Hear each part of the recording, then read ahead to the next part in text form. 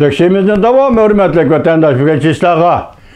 Şikemer 22 yıl 5. ayının 10. günü. 5. ayının 10. günü. Yok arkadan devamı ne mi dedik?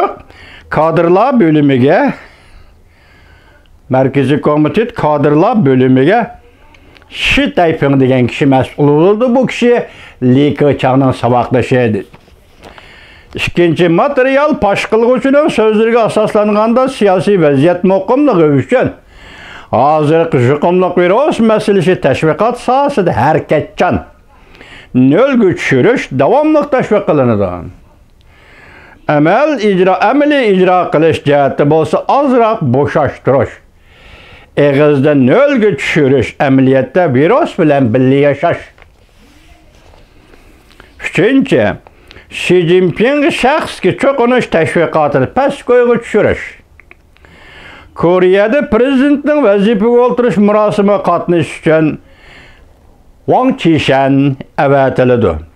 Bu orqali Amerika taraf bilan ahvollashadi. Demak, Wang Qishan Koreyaga kelib prezident saylami, yangi prezident saylami dan keyin vazifaga o'tirish marosimi o'tkazadi. Şunun Wang Qishan qatnashadi. Wang Qishan mush fursatdan foydalanib Amerika taraf bilan ahvollashadi. Amerikaning Jungo Kompartiyasini impor qilish siyosatini vaqtincha to'xtatib turishini umid qiladi.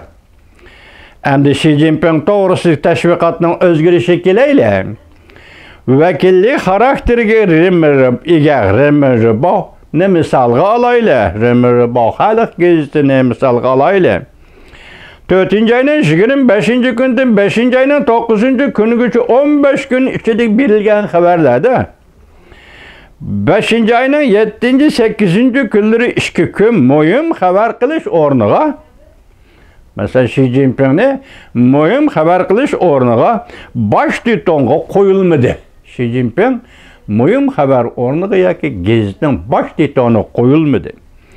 Uningdan boshqa 5. ayning 3. kundagi sonida Römürba gazeti 4. ayning 29. kunidagi sonida Xi Jinping to'g'risida xabarlar bosh tetonga qo'yilmadi.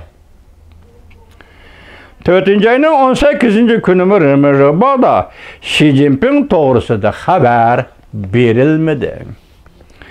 Merkez Televiziya stansiyasining ulab anglitish programmasiga nazar tashlasak 5. ayning 6. kunidan 5. ayning 8. kunigacha davomli 3 kun Xi Jinping Merkez Televiziya stansiyasining ulab anglitish programmasidan g'oyib bo'ldi. Bu oz uchraydigan bir ahvol edi. Bu kunlarda Xi Jinping o'rin bo'shdi degan xabarda avjiga chiqqan kunlar edi. Uchinchi xalqaro masala Xi Jinping tinch yo'l bilan huquq topshiramdi degan masaladir.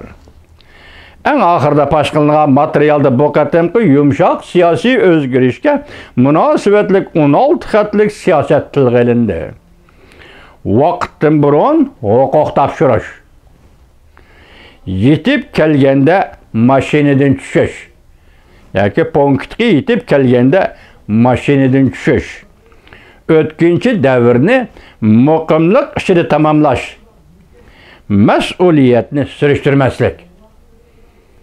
Bu Xi Jinping uchun qoritilgan 16 xatlik navbatdagi siyosat ekan. Tahlil qilib Tangjivan oxirida mundaq ko'rsatdi. Mushundaq ahvol ostida Jungo Kompartiyasi bu tashkilotning ichida demokratik tuzumlik davlatlarga o'xshash tinch yo'l bilan huquq topshirib oxirgi hisoblashishning bo'lmasligi bu ahmoqona xiyoldir. Masalan, tinch yo'lli huquq topshirdi, oxirgi hisob elinmaydi, surishti qilinmaydi degan gaplar bu ham xiyol. Yani Cumhuriyet sosyalizmde bu bir ham xiyoldir. Xi Jinping bugungacha yetib kelgan ekan, uni Huagopingni vazifasidan elib tashlagandek vazifasidan elib tashlag'ili bo'lmaydi.